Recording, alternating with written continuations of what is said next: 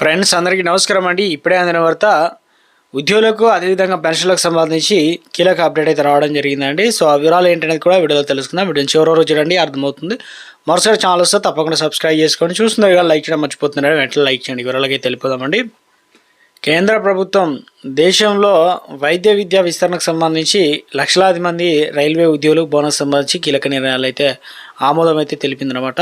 So ముఖ్యంగా దేశంలో 10.9 అంటే లక్షల రైల్వే ఉద్యోగులకు సంబంధించి ముఖ్యంగా 78 రోజుల బోనస్ అనేది ప్రకటించిందనమాట. గుడ్ న్యూస్ చెప్పడం జరిగింది. ఎందుకంటే 2 తెలుగు రాష్ట్రాల్లో ఉద్యోగాలు చేస్తుంటారు.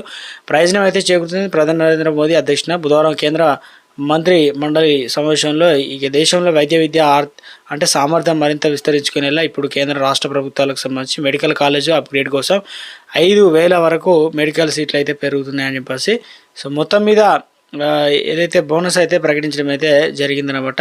ఇందులో ప్రధానంగా ఎంతమంది ఉద్యోగులకు ముఖ్యంగా చూసుకున్నట్లయితే మొత్తం 10,91,146 మంది రైల్వే ఉద్యోగులు వారి గణనీయమైనటువంటి పనితీరు ప్రతిపాదనగా బోనస్ అయితే ఉంటుంది. సో దీనికి సంబంధించి 78 రోజుల వేతనం లెక్క చెల్లించడం జరుగుతుంది. కాబట్టి సో దీని మొత్తం వచ్చేసి దాదాపు 1886 కోట్లు అవుతుందన్నమాట. అధికార వర్గాల లెక్కలు చెప్తున్నాయి. బోనస్ రైల్వేలోని నాన్ గెజిటెడ్ ఉద్యోగులు వర్తిస్తుంది. మొత్తం మీద ఉద్యోగులకు చెల్లించినటువంటి బోనస్ గరిష్టంగా 17,951 వరకు అయితే ఉంటుందన్నమాట. రైల్వేలోని పలు కేటగిరీ సిబ్బంది, ట్రాక్ మెయిన్సర్, అదేవిధంగా లోకో పైలట్, గార్డు, అదే station master, supervisor, technician, helper, points man, ఇక administrative staff, group C staff అంటే ఎక్కువ క్షేత్రస్థాయిలో పనిచేస్తున్న బోనస్ అయితే వర్తిస్తుంది అనమాట. సో ఇదొక గుడ్ న్యూస్ అని చెప్పుకోవచ్చు అనమాట.